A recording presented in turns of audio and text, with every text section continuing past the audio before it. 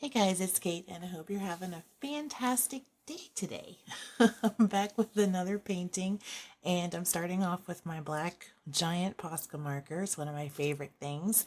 And I'm so glad I got it at Michael's, and then going in with the charcoal. I'm doing a bunch of mark making and everything again today and working on an abstract and just having fun playing around on my paper. I've been really loving these larger paintings lately, so I hope you enjoy them too. And I'm just trying new things and playing with my supplies. So I hope you join along with me with whatever you have on hand and have some fun together.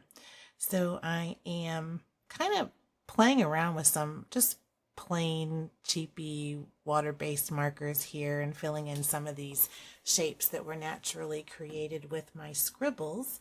And then I am going to go in with some of my acrylic ink. So I grabbed this sepia, I think it's a Dr. P.H. Martin's, and grabbing my silicone tool, which is a favorite, and spreading some over the page. And I think I'm working on pretty dry paper today. And so when the silicone tool wasn't really doing everything I wanted, I went ahead and grabbed a nice thick brush and just started brushing it on everywhere. And I really love the rich dark brown color that you get from brushing in that paint or the ink really here. And I've been really liking mixing ink with different projects that I've been working on. So I'm kind of partial to the browns and the sepias and the burnt siennas as kind of a background color, and also sometimes to add just a little bit of warmth. So I end up covering a good portion of my page, but really loosely so that you can still see some of the white background coming through. And one of the nice things too about working with some of these inks is that they stay pretty transparent. So after I finished that, I went ahead with my white paint and a small round brush to kind of put some contrast back in and outline some of those dark marks that I left with the Posca marker. And at this point, I'm still not sure what I want to do. And I'm just kind of playing around, exploring those marks. I really like to look and see what kinds of shapes I can find, what kinds of patterns might be there, and it gives me a little bit of inspiration or direction for my next steps. And sometimes it happens, sometimes it doesn't, but if you just keep kind of adding coats, at least for me, something kind of comes to you, and that's sort of what the intuitive painting process is about. And also kind of learning what you like to do, learning different techniques that you like, and some of them you can find by accident.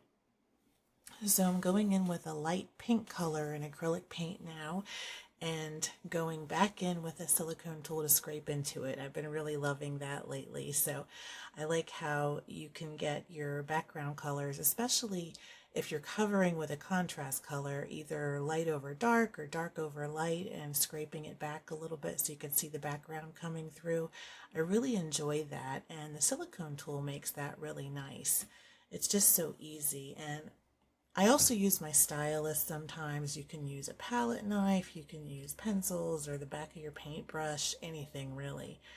Anything with kind of a hard edge that makes a mark that's interesting. You can even get those, they look like paint scrapers, and I think like I have a catalyst wedge, but there's some that have like the pointed edges and different things like that where you can actually make lines and different patterns with those. And those are pretty fun too. You can also get that in different paint scrapers and stuff. Some of them have the little zigzag ends, and so those can be found just in a hardware store, which is pretty nice. So you don't have to get expensive supplies to make marks. You could even use a hair comb if you wanted. So anything you have lying around is worth experimenting with.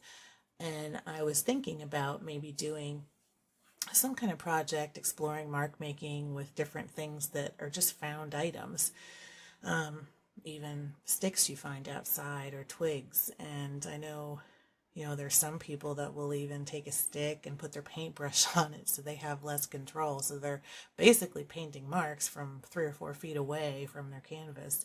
And that seems like a lot of fun too. I don't really have room to do that here, but it could be something fun to try. So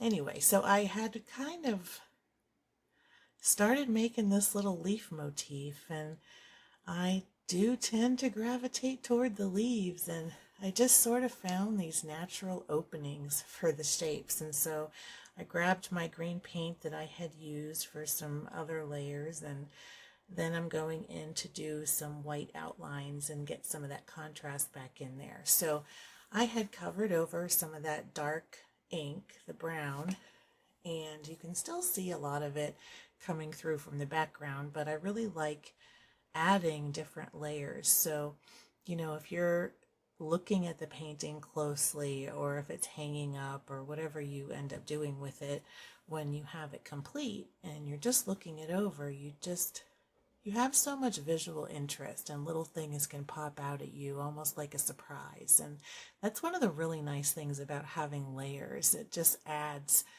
just a certain quality to it, I think, where it's not necessarily complicated, but there's just more to look at, if that makes sense to you.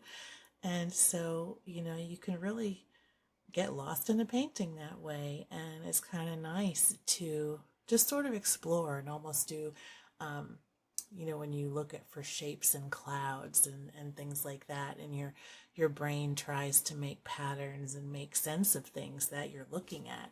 And I think, you know, that's one of the really interesting things about abstract art in general, or things that are just a little bit less representational. And, you know, the leaves here will end up being leaves, but there's a lot of really neat marks and things to look at in the background too that add extra interest besides just the leaves in the front that you see.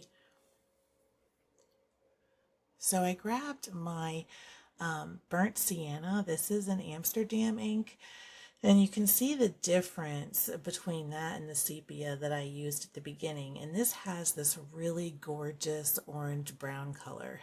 And it's kind of funny because as I was painting this, I was thinking, oh man, this really reminds me of fall. And I'm really looking forward to it coming back in a couple of months. It's my favorite season. And, you know, the weather starts to get a little cooler and the leaves start turning colors. And here in the Midwest in the United States, it's just a really beautiful time of year, especially with all the new colors. It's almost like, you know, you get all the new spring flowers and you have all kinds of reds and yellows and pinks of the flowers, and then when fall comes around you get that, but in all the leaves on the trees.